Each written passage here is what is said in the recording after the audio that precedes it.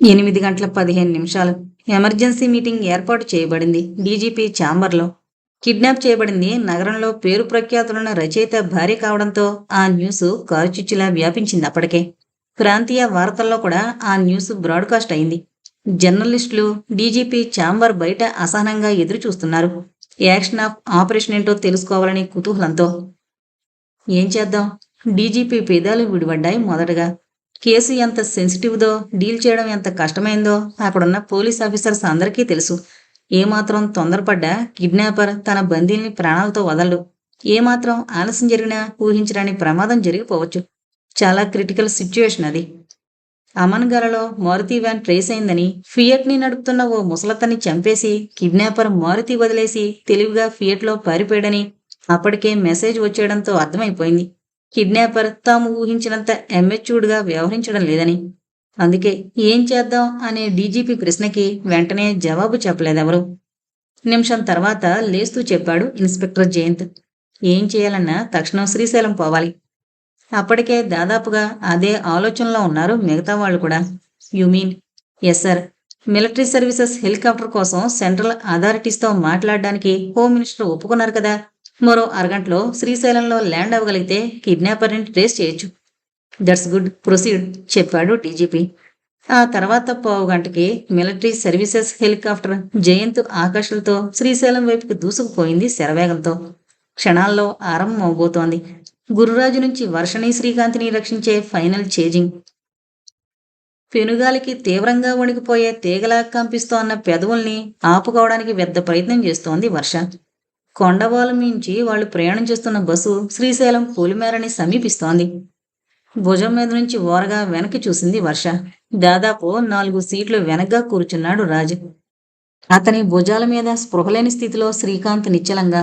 ఒక్కసారిగా ఎలుగెత్తి అరవాలనిపించింది ఆమెకి. కానీ ధైర్యం చాలడం లేదు. అసలు అరిస్తే ఏం జరుగుతుంది? పిచ్చెక్కిన రాజు ఆ బాటిల్ని విసిరేస్తే? ఆ తర్వాత ఆలోచించేందుకు కూడా ధైర్యం చాలేదు ఆమెకి. బస్సు శ్రీశైలం డిపోలో ఆగింది 10 నిమిషాల తర్వాత. వర్ష కళ్ళు వాచికేసి చూశాయి. సరిగ్గా 8 గంటలైందప్పుడు. అంటే శ్రీకాంత్ ఆ ద్రవం తాగి 2 గంటలైంది. మరో 2 గంటల్లో విరుడివ్వాలి. ఇంకా 2 గంటల్లో. కమాన్ వర్ష. ఎప్పుడొచ్చాడో రాజు ఆమె పక్కనే నిలబడ్డాడు. అతి కష్టం మీద తన మనసులో భయాన్ని అతని కంట పడకుండా మామూలుగా ఉండడానికి ప్రయత్నిస్తూ అడిగింది. రాజ్, వాణ్ణివ్వు. ఇస్తాను వర్ష, కానీ ఇప్పుడు కాదు. సరిగ్గా 10ంటికి. అప్పటికి పూర్తిగా 4 గంటలవుతుంది. పాపం, ఎంతైనా వాడికి ఆఖరి శ్వాసని తల్లి ఒడిలోనే విడవాలనుంటుందిగా. క్రీగంట చూస్తూ నవ్వాడు చిన్నగా. అర్థమైపోయింది ఆమెకి. అలా జరగకూడదంటే ఈ క్షణం నుంచి తను పూర్తిగా రాజ్ ఆధీనంలోకి వెళ్ళిపోవాలని హెచ్చరిస్తున్నట్టు. మరో 10 నిమిషాల్లో హోటల్ శివ ముందున్నారు ఇద్దరు. బర్రుమనే ప్రొఫెల్లర్స్ శబ్దం, దూరంగా బొమ్మరిళ్లల్లా కనిపిస్తోన్న ఇళ్ళు, హెలికాప్టర్లో కూర్చున్న ఆకాశ్ ముఖం ఆందోళనతో నిండిపోయింది. అప్పటికే వర్ష కిడ్నాప్ అయి 10 గంటలైపోయింది.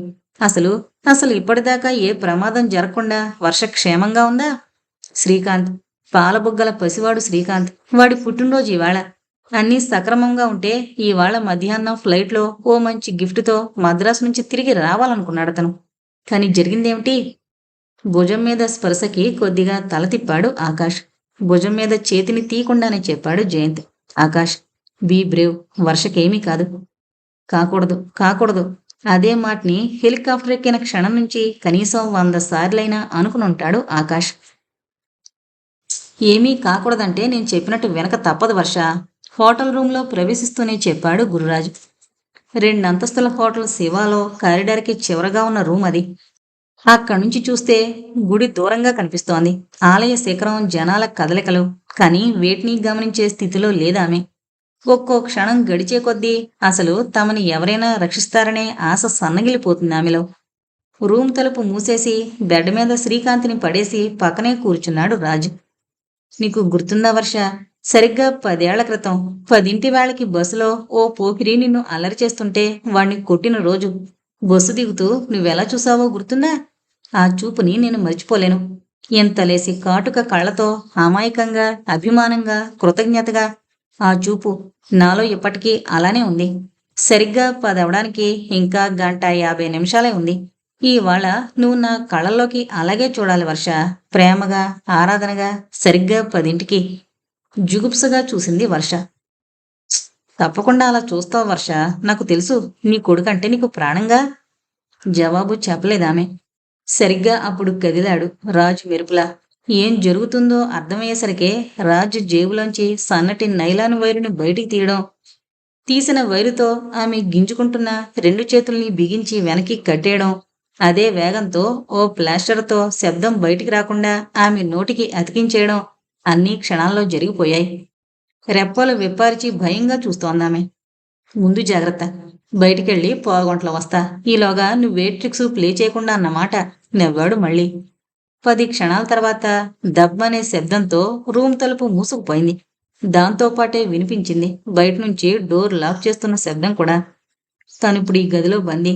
ఆ ఊహే నిలువున జలరింపజేస్తోందామెని. ఇంకా ఎంతసేపు? అసహనంగా అడిగాడు ఆకాష్. మరో 20 నిమిషాలు పట్టొచ్చు చెప్పాడు జయంత్. అడవిలాంటి భూభాగాన్ని దాటుకుంటూ ఎగురుతోంది హెలికాప్టర్.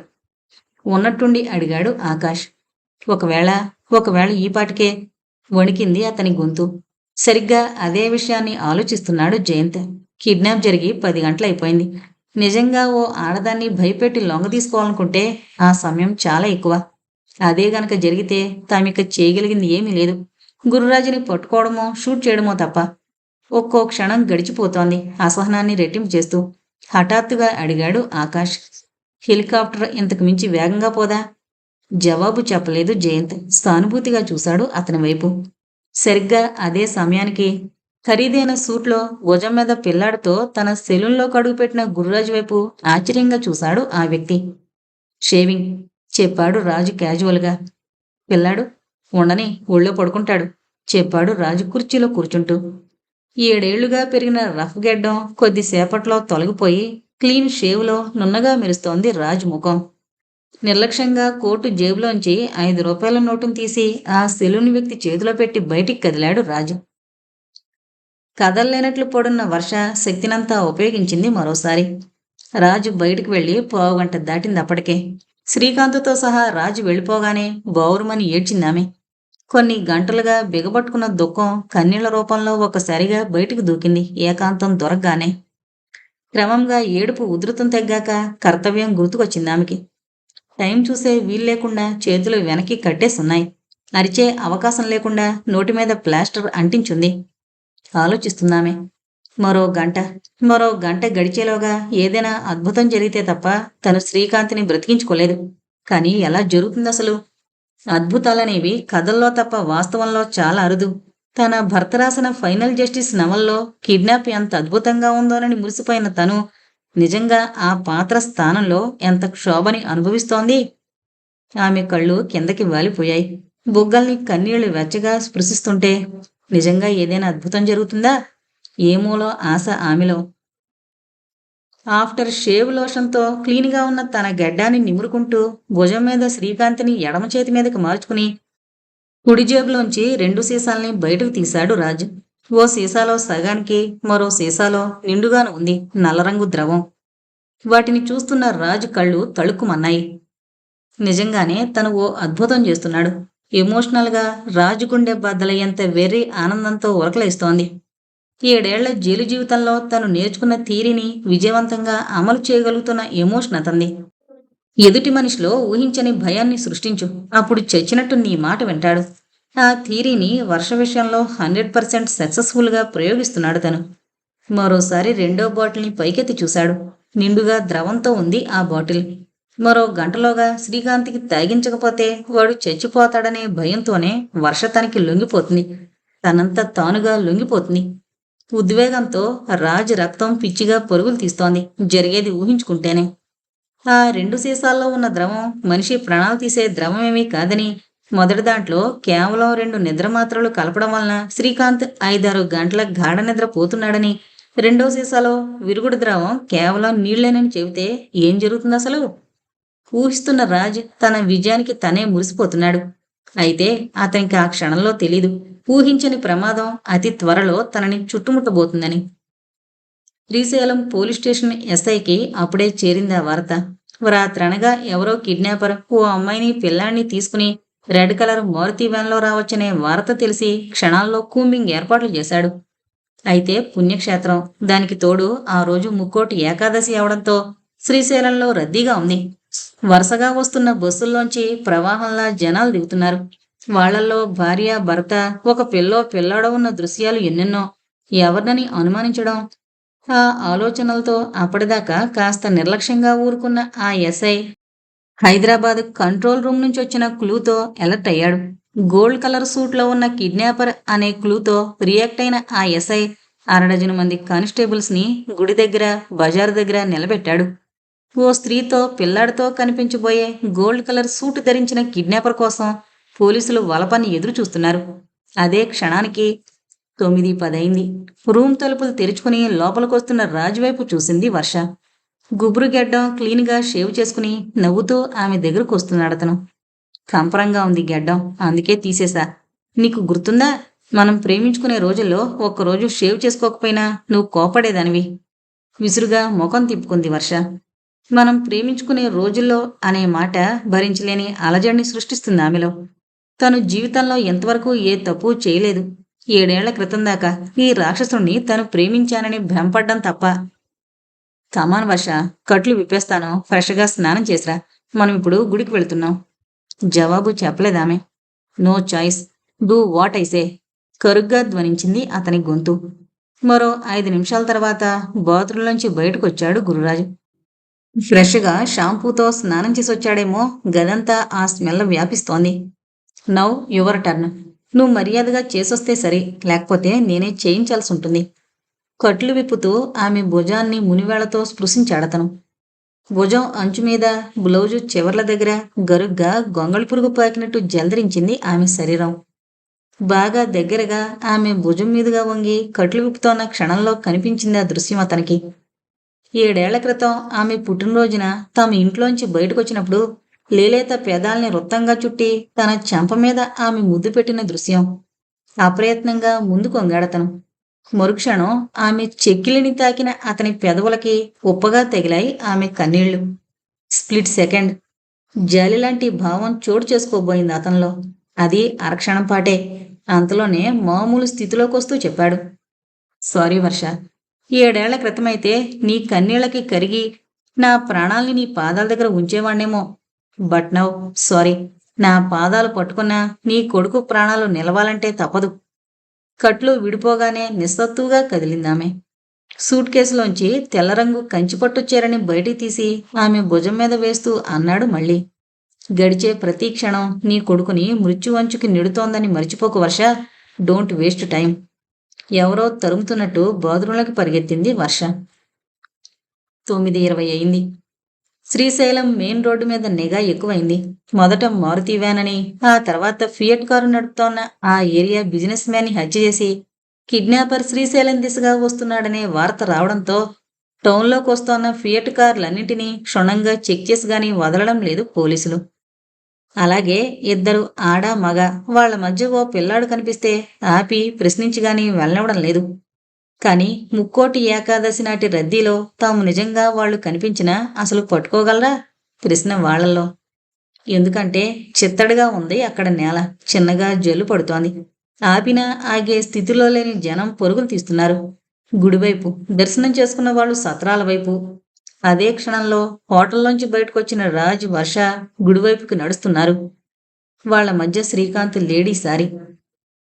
నడుస్తున్న వర్ష గుండె డప్పులా మోగుతోంది. బాత్రూంలోంచి తను బయటికి రాగానే రెప్పవాల్చకుండా చూశాడు రాజు.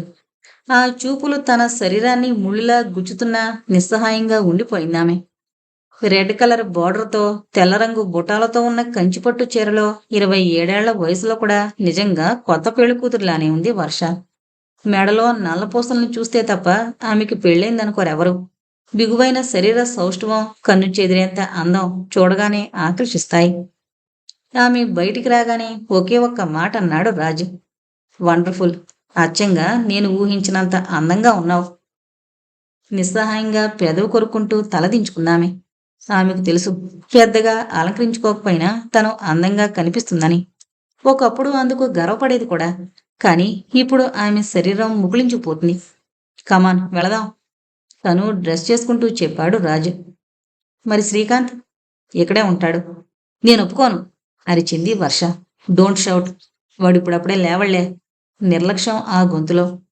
ఒక్క క్షణం మెరుపులా మెరిసిందా ఆలోచన వర్షలో. శ్రీకాంత్ లేకుండా బయటికి వెళితే ఏ చిన్న అవకాశం దొరికినా తను తప్పించుకునే ప్రయత్నం చేయొచ్చు. పోలీసులను అలర్ట్ చేయొచ్చు. ఆ ఆలోచన వచ్చిన మరుక్షణం నిశ్శబ్దంగా అనుసరించిందామె గురురాజుని. విపరీతమైన రద్దీగా ఉందా ప్రదేశమంతా. గుడిలో కడుగుపెట్టిన వర్షని ఒక్కసారిగా ఉద్వేగం చుట్టుముడుతోంది. ఎక్కడ చూసినా యూనిఫాంలో పోలీసులు. ఎలాగైనా ఒక క్షణం రాజు కళ్ళు గప్పి వాళ్లను అలర్ట్ చేయగలిగితే. 3 గంట చూసిందామె. క్యూలో తన వెనక నిలబడ్డ రాజు వైపు. ఆమె ప్రయత్నాన్ని ముందే పసిగట్టినట్టు మెల్లగా ఆమెకు మాత్రమే వినిపించేంత మెల్లగా చెప్పాడు రాజు కూలుగా చూస్తూ. నో యూజ్ వర్ష. నన్ను పోలీసులకు పట్టించాలనే ఆలోచనలని మాని.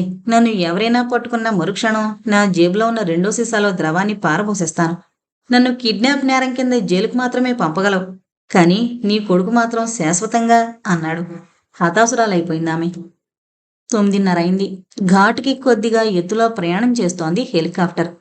వచ్చేసాం, జస్ట్ 10 నిమిషాలు చెప్పాడు జయంత్. ఆకాష్ ముఖంలో ఆందోళన స్పష్టంగా కనిపిస్తోంది. కొన్ని ఫీలింగ్స్ని మాటల్లో వర్ణించడం కష్టం. అనుభవంలోకి వస్తే తప్ప ఆ బాధ అర్థం కాదు. భార్య ఓ సైకో చేతిలో కిడ్నాప్ అవడం అనే బాధ నరాన్ని కోసేస్తోంది. అందుకే సానుభూతిగా చూస్తుండిపోయాడు జయంత్. క్యూ మెల్లగా కదులుతోంది. శివ, శంకర! భక్తులు ఆనంద పారవస్యంతో అరుస్తున్నారు ఎలుగెత్తి. రుద్రయాగాలు, సహస్ర ఘటాభిషేకాలు, పూజలు, బిల్వ పత్రార్చనలు, జపాలు. ఎవరికి నచ్చిన విధంగా భక్తులు తమ మనోవాంఛల్ని తీర్చమంటూ పరమశివుణ్ణి వేడుకుంటున్నారు. క్యూలోంచి అక్కడి దృశ్యాన్ని మౌనంగా చూస్తోంది వర్ష. దూరంగా హుండీ కనిపిస్తోంది.